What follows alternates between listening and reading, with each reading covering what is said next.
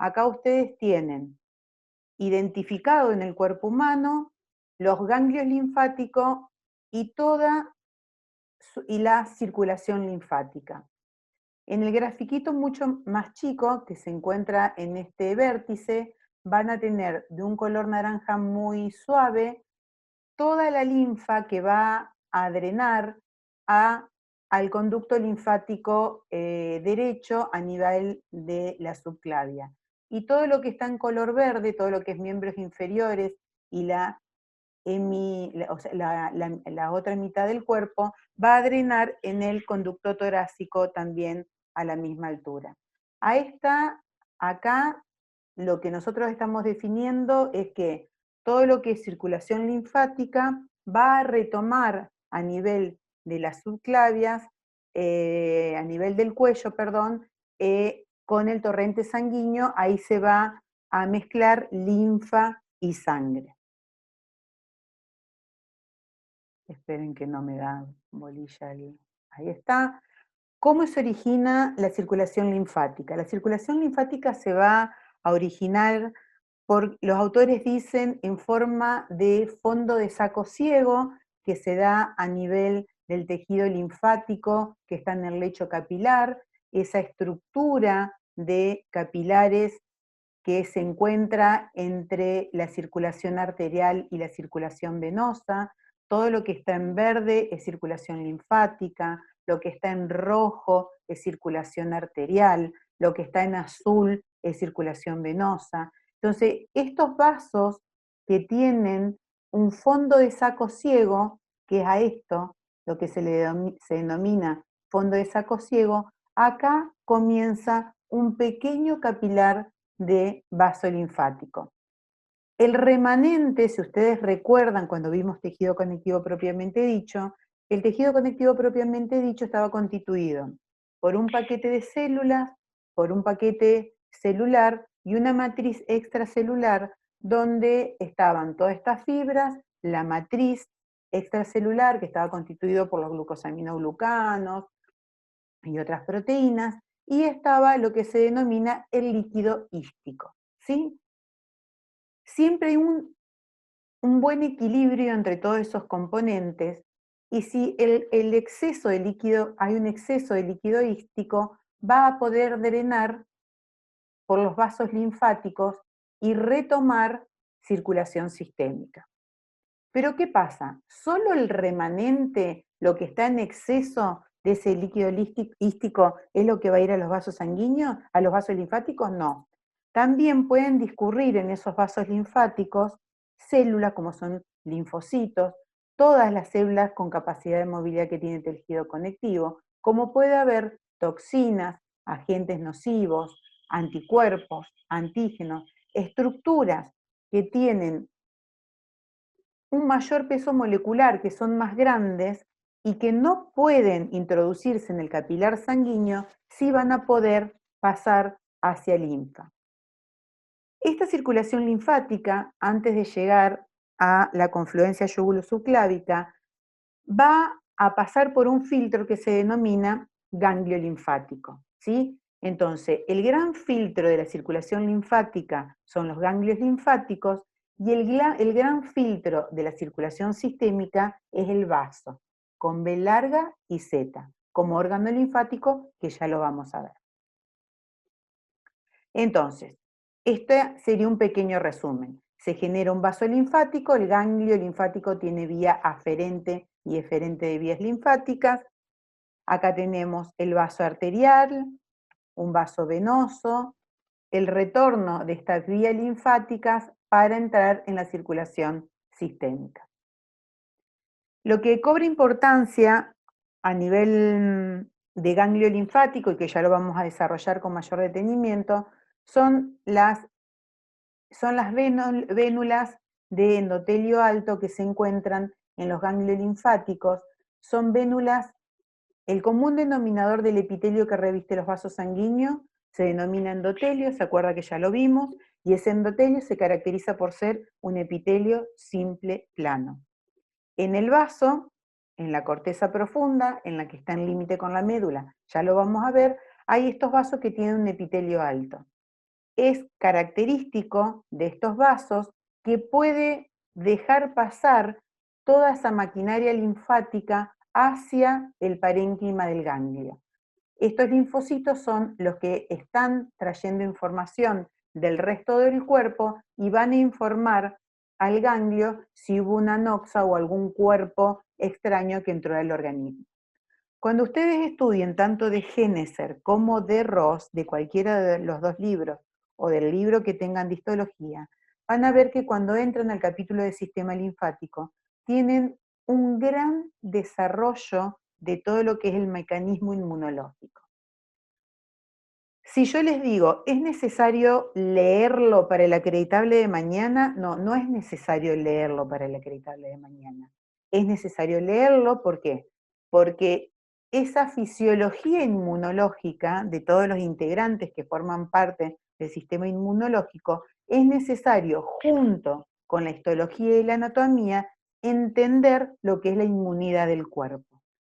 Lo van a volver a retomar en fisiología, entonces solo de los libros de histología hacen una lectura rápido, todos los componentes de la respuesta inmunológica lo toman de los seminarios y las clases de fisiología, por favor.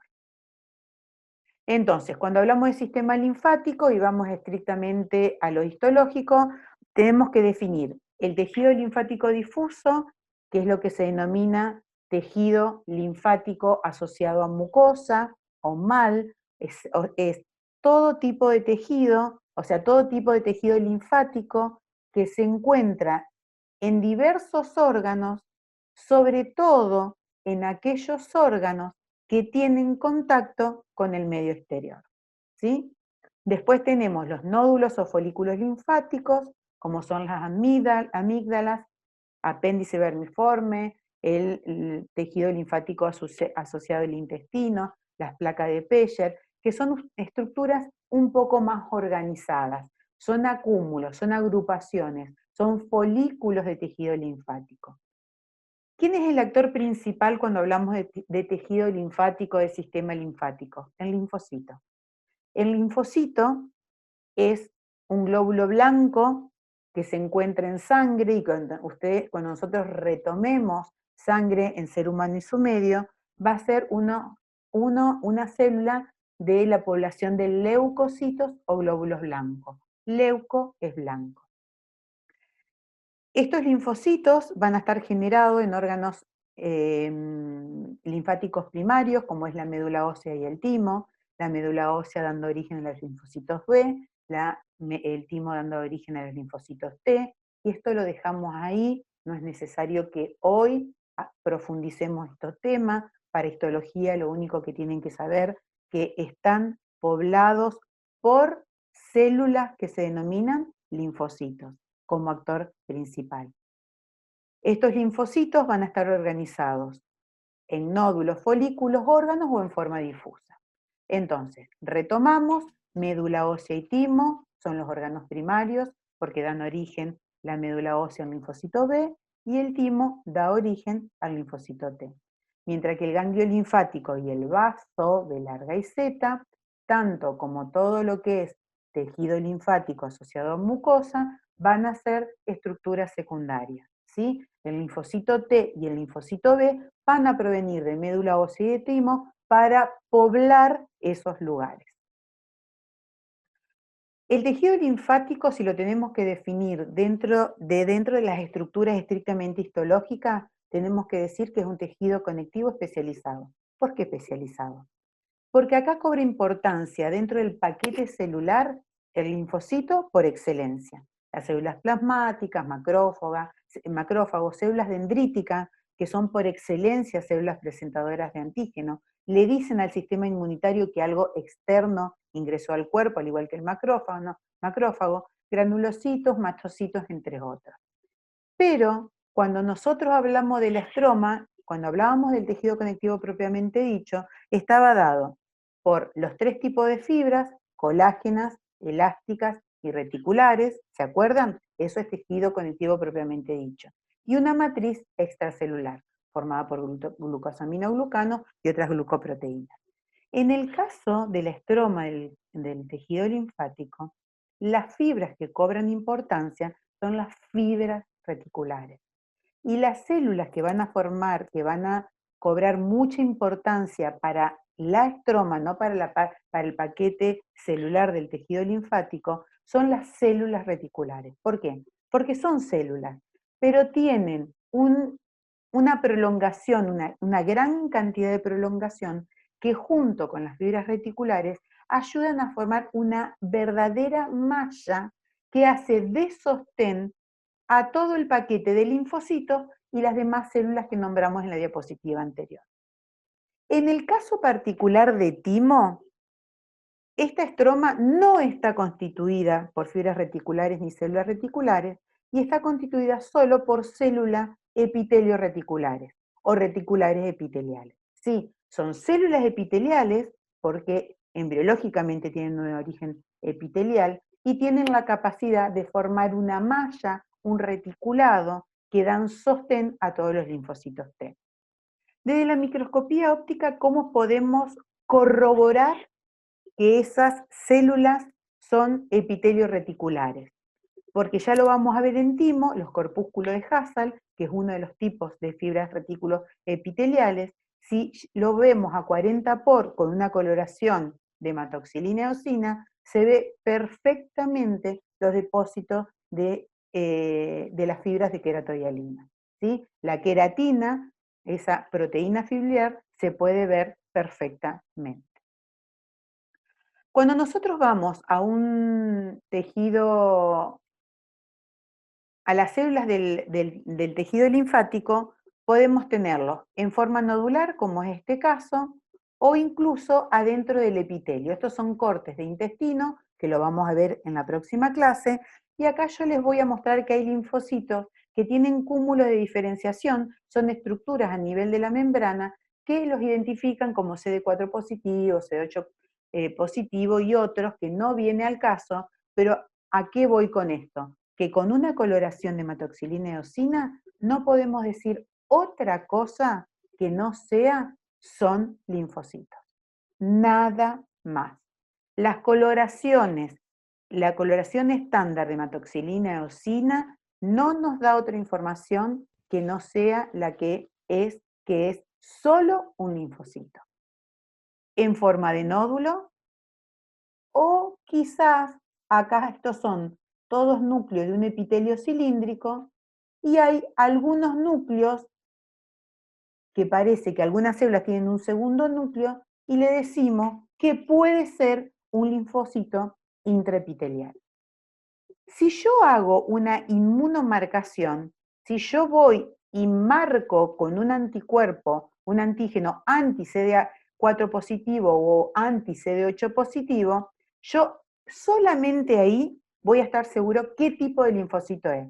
Y por ejemplo, en el caso del nódulo hay CD4 positivo y en el caso de los linfocitos intraepiteliales son CD8 positivo. Pero acá hice una marcación especial. Esto es solo a título informativo, no entra en el acreditado.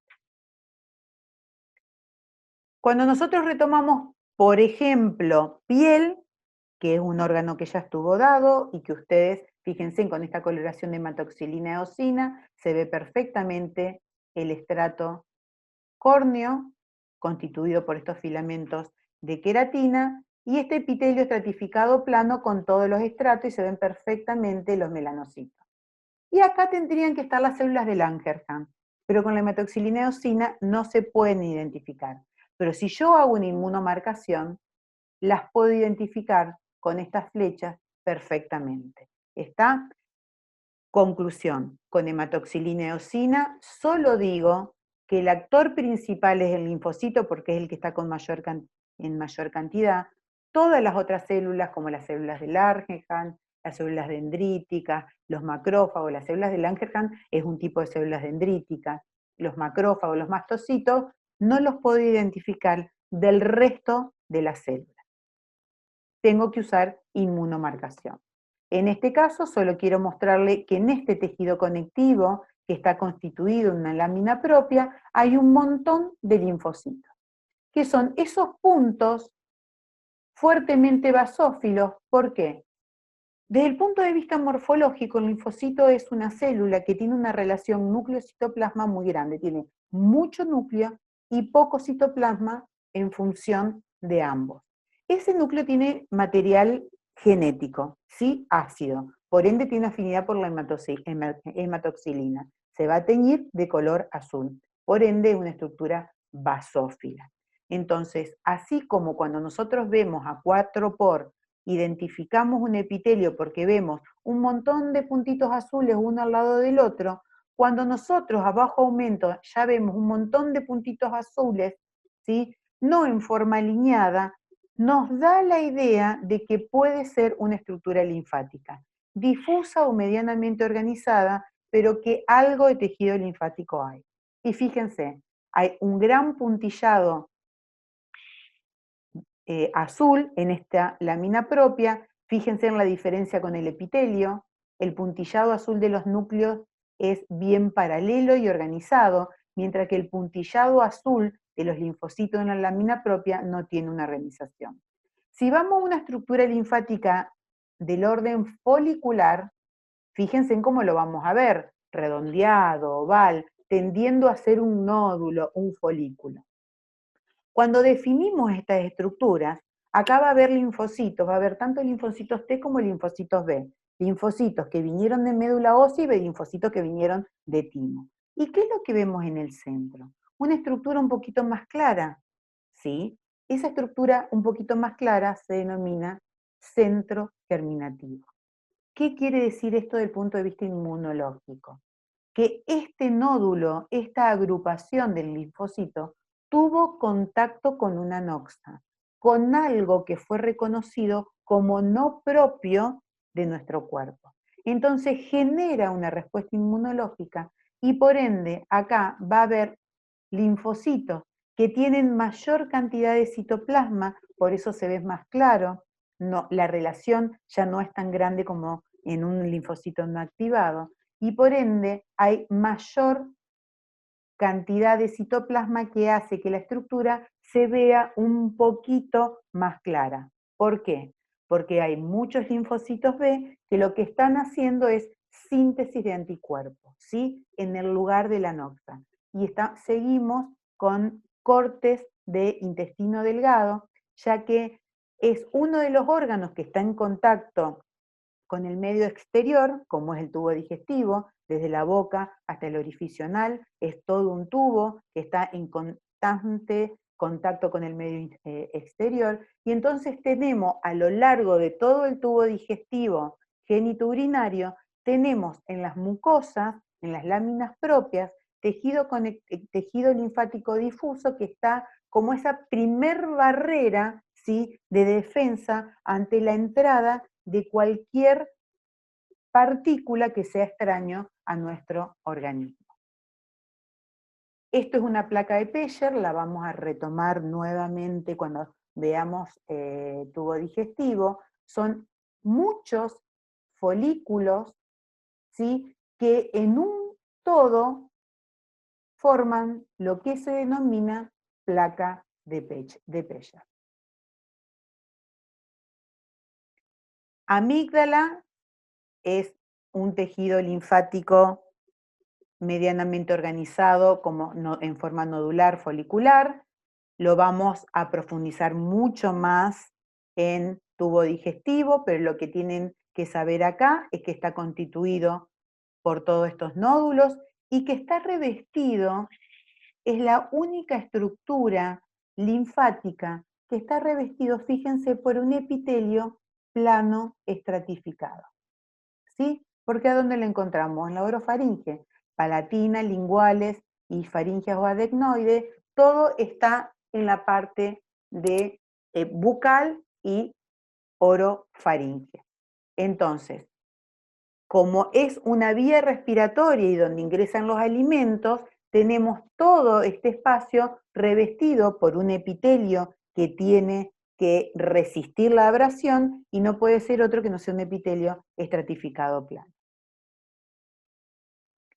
Cuando vamos a ganglio linfático, que ya estamos en presencia de un órgano linfático propiamente dicho, un órgano linfático secundario, en él va a haber linfocitos B como linfocitos T, va a haber linfocitos tanto que vengan de médula ósea como de timo, es un órgano que está perfectamente organizado o sistematizado. ¿Qué quiere decir esto?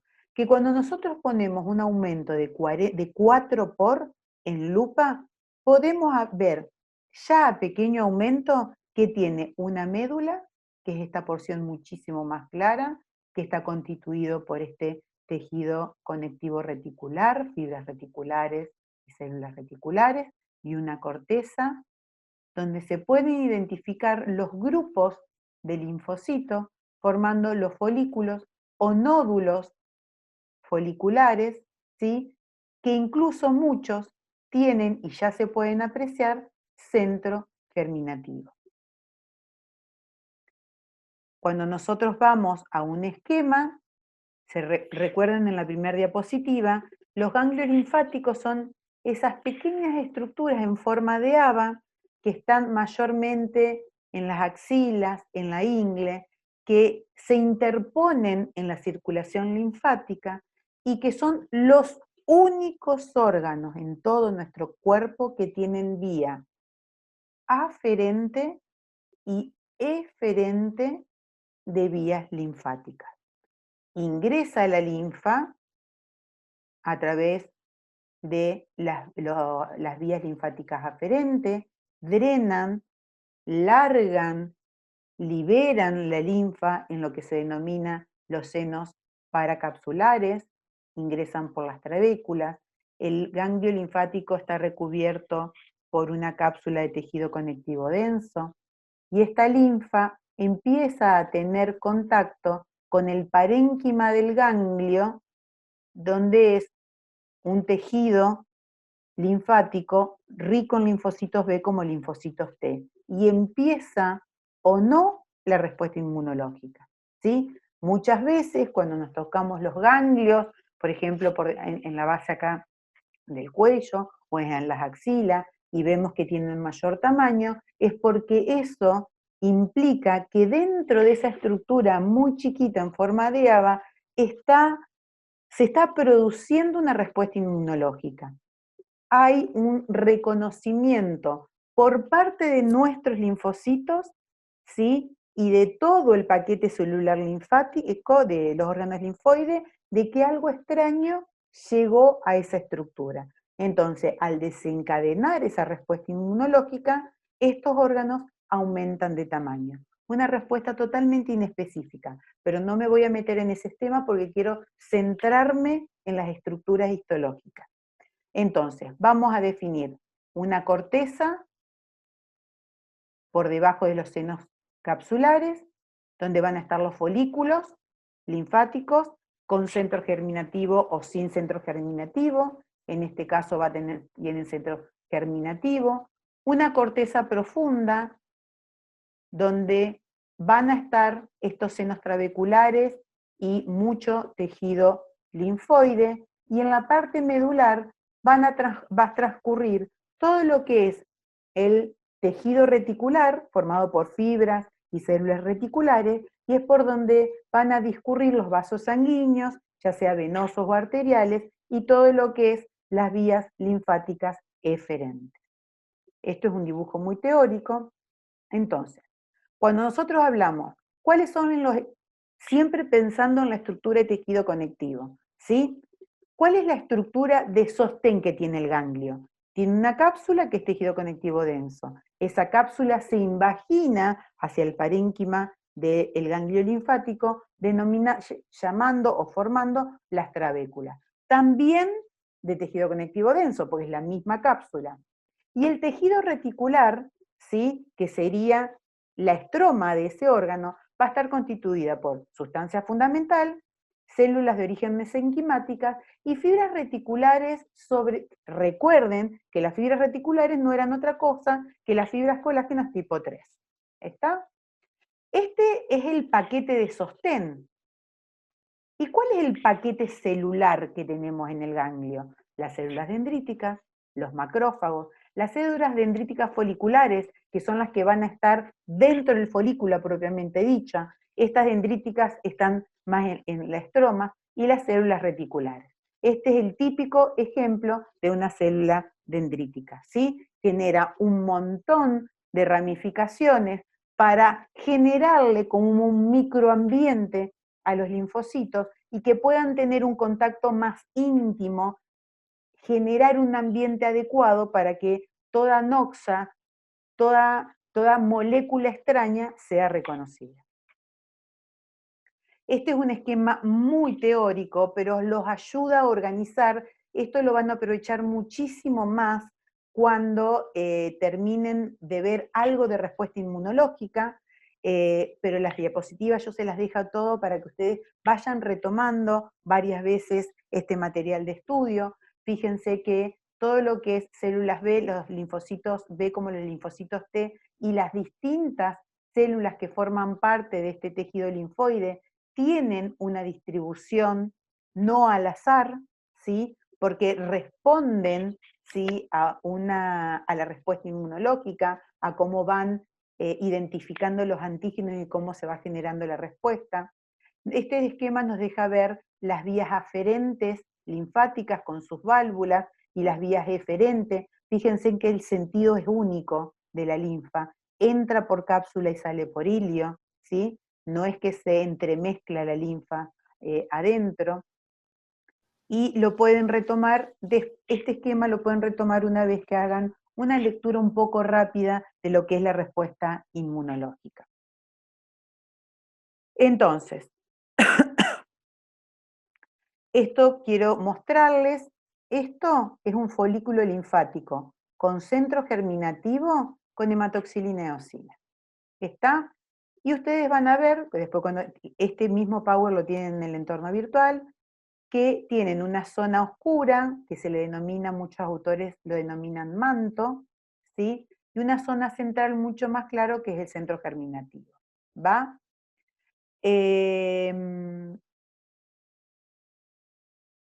Y lo que tienen los numeritos, después lo retoman, cuáles son linfocitos T, linfocitos B, según la inmunomarcación, y que no lo podemos identificar acá cuando hablamos de hematoxilina eosina.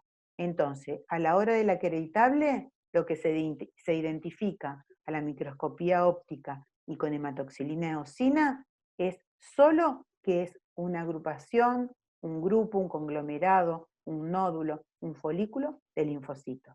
¿Hay otras células aparte de los linfocitos? Sí, todas las otras que estuvimos nombrando, pero el actor principal es el linfocito.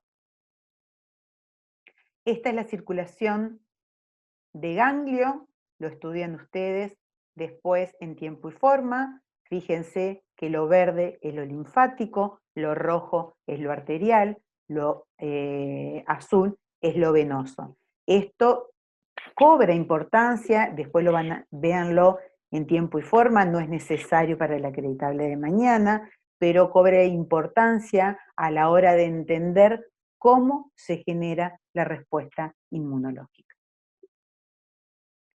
Igual que esta diapositiva. En esta corteza profunda es donde se encuentran las vénulas de epitelio alto, que son las que van a dejar pasar linfocitos hacia el ganglio y poder generar ciertas respuestas inmunológicas. Esto lo ven ustedes tranquilo, después del acreditable, es tema estrictamente teórico de circulación linfática y cómo lo que viene por linfa, ¿sí?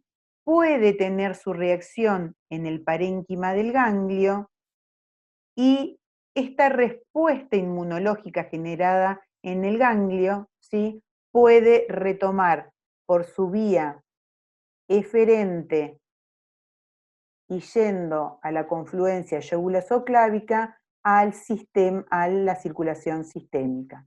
Y cómo desde la sangre, a través de las vénulas de epitelio alto, puede ir información, ya sea a través de las células presentadoras de antígenos o de los linfocitos, hacia el parénquima del ganglio. Esto lo ven tranquilo y después del acreditable, no hay problema.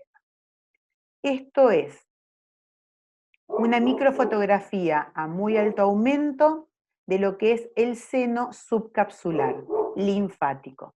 Estos capilares linfáticos, como ustedes pueden ver, no son, o sea, el epitelio que tapiza los vasos linfáticos deja espacio, y esos espacios son tal que pueden discurrir ya sean las fibras reticulares como las propias células de este tejido linfático. Como estas propias células que están en la linfa pueden ingresar al parénquima del ganglio.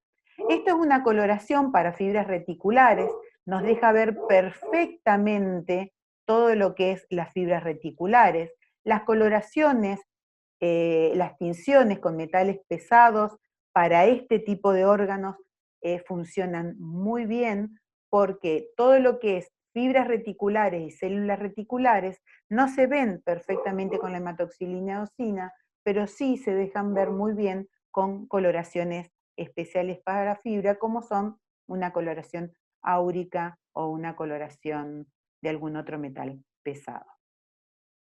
Acá tenemos a distintos aumentos, tenemos la corteza del ganglio, cápsula del ganglio, un folículo linfático con un centro germinativo. Esta es la corteza profunda, donde sigue habiendo tejido linfático difuso, y esta es la zona medular del ganglio. Si esta zona medular la aumentamos, vamos a mayor aumento, vamos a encontrar, incluso vamos más a la zona de la corteza profundo, las venas, fíjense, de epitelio alto, ven que no es un epitelio simple plano, es un epitelio más alto, y todo alrededor tenemos mucho tejido linfático difuso. Acá se puede ver a mucho mayor aumento, que es un epitelio más alto, no es simple plano, y corresponde a las vénulas de epitelio alto. Hasta ahí estamos con ganglio. El próximo órgano es timo, que es un órgano linfático primario, lo encontramos en el tórax, con 2 lóbulos. Esta es la observación que tenemos de el timo cuando lo vemos a 4x, nos deja ver que es un órgano que tiene sistematizado, que tiene corteza y que tiene médula. No tiene folículos linfáticos. ¿Por qué no tiene folículos linfáticos? Porque el timo es 100% linfocitos T. Por ende, esta zona es medular, no es linfocitos B o linfocitos que están sufriendo mitosis por respuesta inmunológica. En el timo no hay respuesta inmunológica. En el timo hay una educación de linfocitos T. Entonces hay que tener muchísimo cuidado de no confundir estructuras como esta, que están en corte transversal, como folículos, ¿sí? Donde identifiquen que esta es el manto y este es el centro germinativo. Esto es un gran error. Cuando hablamos de timo, hablamos de corteza y hablamos de médula, ¿sí? ¿Qué tenemos como actor principal en timo? El linfocito T. ¿Hay fibras reticulares y células reticulares? No. Acá hay células epitelio reticulares. El timo está recubierto por una cápsula, esa cápsula emite ramificaciones hacia el interior formando pequeñas trabéculas y dividiendo a cada uno de los lóbulos en lobulillos incompletos, muchos de ellos. ¿Por qué? Porque no secciona la médula, solo secciona a la corteza. El timo, si nosotros remontamos el timo a la situación problema, esta es la imagen que nosotros tenemos que describir, ¿sí? Un timo donde se ve su corteza llena de linfocitos T y su médula que está lleno de tejido conectivo y células epitelios reticulares que están generando la estroma. Pero cuando nosotros salimos de la situación problema y vamos ya a una situación problema donde interviene un adulto joven, por ejemplo, tenemos que identificar al timo ya con mucho tejido adiposo. ¿Por qué? Porque hay un componente hormonal que ya empieza a cobrar importancia desde la pubertad y que hace que el timo tenga, entre comillas, una involución. En realidad el timo sigue funcionando, pero no tiene tanto parénquima y ese parénquima es reemplazado por tejido adiposo. Entonces, desde el punto de vista del acreditable, cuando nosotros tenemos este tipo de imagen, es el timo de un adulto, ¿sí? Donde se puede ver la parte cortical y se puede ver la porción medular de ese timo, y acá podemos ver estas cositas blancas, que es tejido adiposo. Perdón por el perro, pero no puedo hacer nada. Acá tenemos otro corte de timo, ¿sí? Abajo aumento en 4x de un adulto, se ve corteza, se ve médula, se puede ver mucho tejido adiposo, y se empieza a ver, fíjense qué bien que se ve en este corte, unas estructuras fuertemente eosinófilas, ¿sí? Estas estructuras fuertemente eosinófilas no son otra cosa que los corpúsculos de Hassall, que ya se los voy a presentar. Pero, ¿por qué nos deja ver esta estructura tan rosada? Porque el corpúsculo de Hassall tiene lo que se denomina mucha queratina, ¿sí? Debido a esta célula epitelio reticular. Y eso nos permite ver esta estructura fuertemente eosinófila. Las células epitelios reticulares, y estructura que no entra en el acreditable, pero que sí la tienen que saber, es que en la corteza tenemos las células epiteliales tipo 1, tipo 2, tipo 3. En el límite entre corteza y médula hay muchos macrófagos. En la médula está las tipo 4, 5 y 6, y que las células epitelios reticulares tipo 6 son las que van a conformar el corpúsculo de Hassall. Este corpúsculo de Hassall no es otra cosa, desde el punto de vista histológico, de células epitelios reticulares concéntricas, enrolladas como las catáfilas de una cebolla en un único eje, y que toda la queratina queda en el centro, y eso hace que con una coloración de hematoxilina eosina, esta queratina se vea fuertemente eosinófila. Después acá tienen estructuras y funciones que tienen que saberlo para el teórico, pero que no son necesarias para la acreditación del laboratorio que empieza mañana. Acá está cómo interactúan las distintas células epitelio reticulares, ¿sí?, dentro de todo lo que es el timo, y este es el típico dibujito muy teórico de lo que es un corpúsculo de Hassall. En timo no hay vías aferentes, vías linfáticas ni aferentes ni eferentes. ¿Por qué? Porque recuerden que el timo es un órgano de educación del linfocito. El linfocito tiene que salir al torrente sanguíneo educado. Si nosotros hacemos que ese linfocito se ponga en acción antes de ser educado, puede cometer errores. Por eso no puede haber vías linfáticas en el timo, porque ninguna noxa, ningún cuerpo extraño tiene que estar en contacto con estos linfocitos que están en una escuela todavía. No tienen toda la información para poder reaccionar y generar una respuesta inmunológica. Cuando nosotros vamos a una hematoxilina eosina, lo más fácil de ver es el corpúsculo de Hassall, y acá se lo presento. Muchos autores definen por su ubicación, por ejemplo, por debajo de la cápsula de timo, fíjense, tenemos las células epitelios reticular tipo 1. Entonces, si encontramos una célula de núcleo con una cromatina un poco más laxa, que no se identifica como linfocito, podríamos decir que es alguna de las otras células reticuloepiteliales. Pero los corpúsculos de Hassall, que es las células de epitelios reticulares tipo 6, son las que se identifican perfectamente a la microscopía óptica, ya a bajo aumento y con coloración de hematoxilina eosina.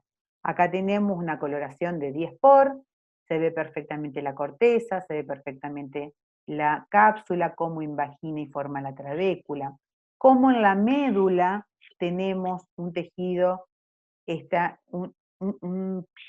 la parte linfocitaria está un poco más diseminada y hay una gran cantidad, ¿sí?, de células epitelios reticulares que se ven como estas estructuras fuertemente eosinófilas, y que si vamos a un gran aumento, fíjense cómo se ve perfectamente el depósito de queratina. Y es esto lo que colorea la eosina en una coloración de hematoxilina eosina. Y acá tenemos un montón de linfocitos que se están educando junto con otras células epitelio reticulares. Esto se lo dejo para ustedes. En el timo, lo importante es que, como es la escuela de los linfocitos T, todos los vasos sanguíneos que están irrigando a ese timo están revestidos por una estructura que se denomina barrera hematotímica. Hemato de sangre, hematológico, hematotímica. Esa barrera va a estar formada por el endotelio de ese capilar sanguíneo, que es el epitelio simple plano que reviste un vaso sanguíneo, donde están estrechamente relacionadas células con células a través de las células óculas. Esta especialización de membrana lateral que sella como cemento una célula con la otra. Por fuera de este epitelio, de este endotelio capilar, todo ese endotelio va a descansar en una lámina basal continua. Por fuera de esa lámina basal va a estar los pericitos, que son células que abrazan en su totalidad al vaso sanguíneo. Por fuera del pericito va a haber macrófagos, ¿sí?, que van a formar parte de ese tejido conectivo perivascular, y por fuera de ese macrófago van a estar las células de epitelio reticular de tipo 1, ¿sí?, que como piecitos van a apoyar y van a seguir a ese vaso linfático, a ese vaso sanguíneo, para que pasen solo los nutrientes y ningún agente extraño, y tenga contacto con esos linfocitos que todavía no están educados. Hasta acá estaríamos con timo. Empezamos con vaso, B larga y Z. Este vaso, que es el gran filtro de la circulación sistémica, impar, tiene una arquitectura, tiene una estructura de cápsula donde tienen miofibroblastos, quiere decir que son células que van a ayudar que el vaso contraiga, ¿sí?, que cuando se llene de sangre la pueda expulsar, y va a estar organizado en pulpa blanca y pulpa roja. No tanto en corteza y médula, acá se llama pulpa. ¿Por qué? Pulpa blanca, porque son estructura, conglomerados, nódulos de linfocitos, de leucocitos. Y como son células blancas, se le denomina pulpa blanca. Cuando nosotros a esa pulpa blanca la coloreamos con hematoxilina eosina, como son muchos linfocitos, mucha cantidad de núcleo, el colorante que va a prevalecer es la hematoxilina. Entonces vemos estructuras fuertemente basófilas, muy azules. Es pulpa blanca, pero con hematoxilina eosina se ve azul. Pulpa roja va a estar dado por los sinusoides esplénicos, que son capilares, denominados sinusoides, porque tienen características muy particulares, que discurren en todo el vaso y es por donde va a fluir la sangre. Entonces, cuando vamos a un corte, acá tenemos el vaso, acá tenemos un corte tridimensional y acá tenemos una fotografía de la microscopía óptica. Estas estructuras que ustedes ven fuertemente basófilas es lo que se denomina pulpa blanca, ¿sí? Más allá de entrar En los detalles, acuérdense, acá se ve perfectamente la cápsula, se ve las trabéculas, se ve todo esto, es pulpa roja, que es en la estroma de fibras reticulares y células reticulares, va a discurrir estos sinusoides esplénicos lleno de sangre, ¿sí? Y entre toda esta pulpa roja, perdón, van a estar la pulpa blanca. Ustedes ven con mayor detalle la irrigación del vaso, cómo ingresan, pero vamos a centrarnos en la ramificación de una de la arteria, en la ramificación denominada arteria central. ¿Sí? Esta arteria central va a estar seguida, ¿sí?, por una vaina linfática. Fíjense, acá está muy bajo aumento. Silencien, por favor, todos los micrófonos. Esta pulpa blanca va a estar en contacto con esta arteria, que es la que vimos acá, central. Mientras la arteria central esté acompañada por una vaina linfática, solo estamos en presencia de una arteria central que transcurre por la pulpa roja, seguido, acompañado por una vaina linfática, periarterial. ¿Qué pasa cuando esa vaina periarterial entra en contacto con algún antígeno? Empieza a generar la respuesta inmunológica y genera un nódulo linfático. Y vamos a ver este nódulo linfático con su centro germinativo, o sea, esta vaina que al principio era periarterial en la arteria central, empezó a crecer, desplazó a esta arteriola central a ser periférica y genera todo un folículo con centro germinativo que lo que nos está diciendo es que hubo una respuesta inmunológica. Entonces, a muy bajo aumento, vamos a ver esto es la pulpa blanca con su arteriola periférica, pulpa roja todo alrededor, trabécula, que vamos a mayor aumento, seguimos viendo la trabécula, los sinusoides que generan la pulpa roja, y de repente, a mayor aumento, nos encontramos con esta estructura que muchos autores lo siguen denominando corpúsculo de Malpighi, ¿sí? O folículo esplénico. ¿Qué quiere decir esto? Que la vaina periarterial de esa arteria, de esa arteriola central, contactó un antígeno y generó una respuesta inmunológica generando un folículo con centro germinativo y un manto más oscuro en la periferia. Cuando hablamos de esta vaina periarterial, ¿sí?, que viene por esta arteria trabecular, que da origen a las arterias centrales y luego a las peniciladas, junto con un collarete de linfocitos periarteriales, todo esto va pasando, ¿sí?, dentro de la pulpa roja para toda esta sangre que está ingresando en el vaso terminar en los sinusoides esplénicos, que siempre van a estar llenos de sangre, porque es donde se va a filtrar todo nuestro torrente sanguíneo, y si por X motivo tienen contacto con un antígeno, van a generar el corpúsculo de Malpighi, o este folículo linfático.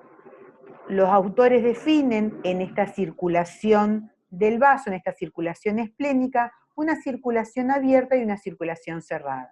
¿Qué quiere decir esto? Que cuando estas arteriolas peniciladas liberan directamente, libremente su sangre a los sinusoides esplénicos, se habla de una circulación esplénica. Pero si generan vénulas y esas vénulas terminan en los sinusoides esplénicos, estamos hablando de una circulación cerrada. Esto es meramente teórico, no es conceptos que van a entrar en el acreditable de mañana, si entra esto. ¿sí? La identificación de las trabéculas, la identificación de la pulpa roja, la identificación de la pulpa blanca, la identificación de esta arteriola que es periférica. Esto nos habla de que es vaso, porque este nódulo linfático que de repente tiene esta arteriola periférica solo pasa en vaso. Y es diagnóstico de que lo que están viendo ya a bajo aumento es vaso.